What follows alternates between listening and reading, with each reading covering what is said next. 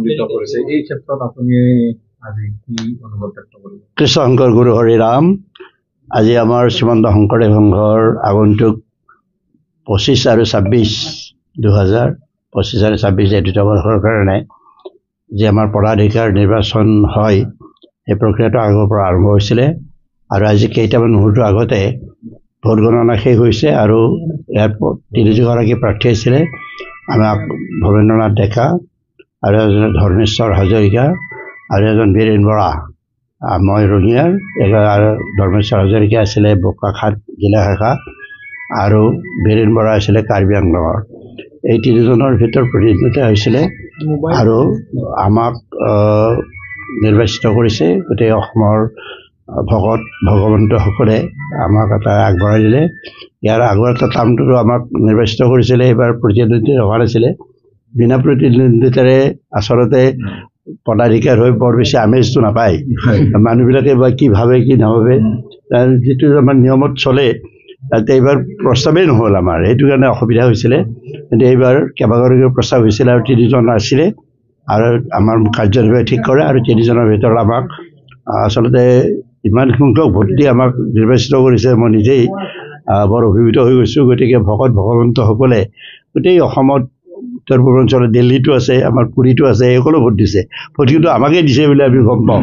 গতিকে তেখেতসকলে যে আমাক এই 2 বছৰৰ কাৰণে পদাধিকাৰ হিচাপে নিৰ্বাচন কৰি আমাক এই গুৰুত্ব দায়িত্বভাৰ দিছে, গতিকে সমস্ত আমাৰ শ্ৰীমন্ত শংকৰদেৱ সংঘৰ যিখিনি প্ৰাথমিকবিলাকৰ সংগী ভকত আছে সকলোলৈকে মই সেৱা ভক্তি নিবেদন কৰিছোঁ, কৃতজ্ঞতা জ্ঞাপন কৰিছোঁ আৰু সকলোৰে আশীৰ্বাদ শিৰত তুলি লৈ ভোট দিয়ক বা নিদিয়ক, সকলো শ্ৰীমন্ত শংকৰদেৱ সংঘৰ সমস্ত আমি চবকে সাথ চবকে বিশ্বাস এই নীতিত মই বিশ্বাস কৰোঁ আৰু ভগৱন্তৰ গুৰুজনাৰ কৃপা আমাৰ শিৰত বৰ্ষণ হওক আৰু সকলোৰে সহযোগিতা লৈ আমাৰ শ্ৰীমন্ত শংকৰদেৱ সংঘৰ যিবিলাক বৈপ্লৱিক আঁচনি আছে, আৰু ধৰ্মৰ ক্ষেত্ৰতেই হওক, কৰ্মৰ ক্ষেত্ৰতেই হওক বা জাতি গঠন প্ৰক্ৰিয়াতেই হওক বা আমাৰ সমন্বয়ৰ বাৰ্তাবিলাক যে আমি জাতি জনগোষ্ঠীৰ ভিতৰত সকলোকে লগে আমি এটা বৃহৎ অসমীয়া জাতি, ভকতৰ জাতি আমি নিৰ্মাণ কৰিবলৈ গৈছোঁ।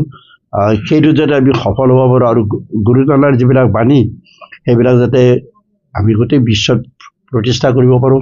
আৰু বিশেষকৈ আমাৰ আগত কেইটামান প্ৰত্যাহ্বান আছে।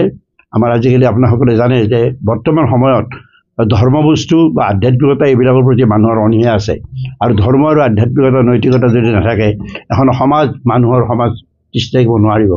গতিকে বৰ্তমান পৰিস্থিতিৰ পৰিপ্ৰেক্ষিতত ধৰ্মৰ বা নৈতিকতাৰ আধ্যাত্মিকতাৰ যথেষ্টখিনি প্ৰয়োজন থকা বুলি আমি ভাবোঁ আৰু ল'ৰা ছোৱালীবিলাক সেই ধৰণৰ শিক্ষাৰে শিক্ষিত কৰি তুলিব লাগিব আৰু আমি সেই প্ৰচেষ্টা চলাম।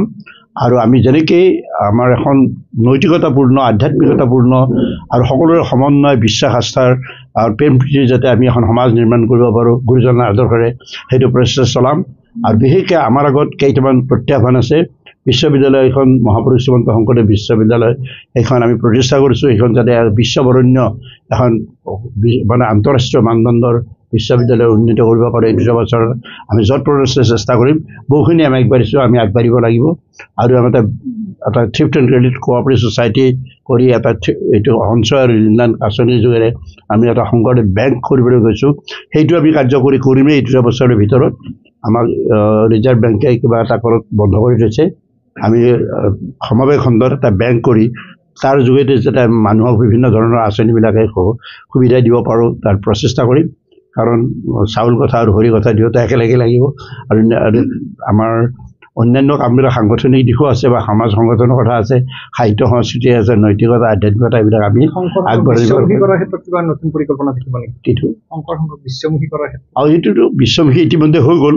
কাৰণ কিয় আমি শ্ৰীমন্ত শংকৰদেৱ গুৰুজনাই অসমৰ মাটিত ধৰি থৈয়ে 2 বাহু মেলি আচলতে গোটেই বিশ্বৰ মানুহক আহ্বান জনাইছিলে, ওবা নৰলোক হৰি ভোজ কবৰে।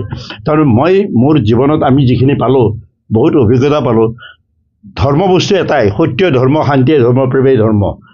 আৰু আমাৰ যিটো বৈদিক সনাতন ধৰ্ম আছে তাত এক ঈশ্বৰ বাদেই থাকিব। জগতৰ মানুহে এটা ঈশ্বৰকে বিশ্বাস কৰে আৰু ঈশ্বৰ পাৱাৰ পথ কেৱল কেৱল কেৱল কেৱল ডিভোশ্যন, ভক্তিয়ে থাকিব, তাত বাহিৰে বেলেগ কথা থাকিব নোৱাৰিব। গতিকে গোটেই বিশ্বত ধৰ্ম যদি থাকিব লাগে তে সত্য ধৰ্ম হ'ব লাগিব, শান্তিৰ ধৰ্ম হ'ব লাগিব আৰু সকলোৰে মাজত মিলা প্ৰীতি প্ৰেমেই ধৰ্ম হ'ব লাগিব আৰু নহ'লে আমি শান্তিপূৰ্ণ সহাৱস্থাত যদি পিচফুল কো এক্সিষ্টেঞ্চ যদি আমি কৰিব নোৱাৰোঁ তেনেহ'লে এই অৰিয়া অৰিত মানুহ তিষ্ঠি থাকিব নোৱাৰিব আৰু ধৰ্মৰ ভিত্তিত আচলতে ধৰ্ম আৰু আধ্যাত্মিকতাৰ মাজত পাৰ্থক্য আছে ধৰ্মটো সকলো ধৰ্মই ভাল গতিকে ধৰ্মই মানুহক মনুষ্যত্বৰ পৰা আচলতে দেৱত্বলৈ উত্তৰণ ঘূৰাই তাৰ দেৱত্বৰ পৰাই একেবাৰে ব্ৰহ্মত্বলৈ লৈ যায় গতিকে ধৰ্ম বস্তু লাগিবই মানুহক কেনেকৈ আমি উত্তৰণ ঘূৰাম জীৱনৰ কেনেকৈ বিকাশ ঘটাম মনুষ্যত্ব মানৱীয় প্ৰমূল্যবোধৰ কেনেকৈ সেইটোৱেই ধৰ্ম শিকায় গতিকে আমি এজন সমাজ হৈ যদি থাকিব নোৱাৰোঁ আজি আপোনালোকে গোটেই দেখিছে কেনেকৈ নৰহত্যাবিলাক চলিছে আৰু কেনেকৈ নিজৰ নিজৰ ডেকা ডেকা ল'ৰাবিলাকে নিজৰ নিজৰ সমনীয়া ল'ৰাবিলাকক কেনেকৈ হানি খুচি বধ কৰিছে এই কথাবিলাক আমি হৈ থাকিব দিব নোৱাৰিম আমাৰ মানুহৰ সমাজখনতে এইবিলাক কথা আমি সেইকাৰণে আমাক ধৰ্ম বস্তু লাগে আৰু গুৰুজনাৰ আদৰ্শ আমাক লাগিব আৰু গুৰুজনাৰ আদৰ্শটো মানৱতাবাদী আদৰ্শ মানৱতাবাদ মানুহটো আমি মানুহ হৈ থাকিব লাগিব না গতিকে সেইবিলাক আমি প্ৰচেষ্টা চলাম গতিকে আমি আশা কৰিছোঁ যে আগন্তুক 2 বৰ্ষ কম সময় কিন্তু হ'লেও আমাৰ কণ্টিনিউৱাছ প্ৰচেছ চলি থাকে আমাৰ বহুতবিলাক বৈপ্লৱিক আঁচনি আছে এই আঁচনিবিলাক আমি বিৱৰণ কৰাৰ হ'লে যৎপৰোনাস্তি চেষ্টা কৰিম আৰু ৰাইজৰ সহযোগিতা সকলোৱে আমাৰ সাংবাদিক বন্ধুসকলে আমাক সহযোগিতা কৰিবলৈ চৰকাৰে সহযোগিতা কৰিবলৈ আৰু সমগ্ৰ অসমবাসী ৰাইজে আৰু ভাৰতৰ সকলোৱে আমাক সহযোগিতা কৰিলে আমাৰ এই যিটো পৰিৱৰ্তনৰ যাত্ৰা বিকাশৰ যাত্ৰা সামাজিকভাৱে আমি সকলোৰে মাজত সমন্বয়ৰ যাত্ৰা আমি আগবঢ়াই নিব পাৰিম বুলি আমাৰ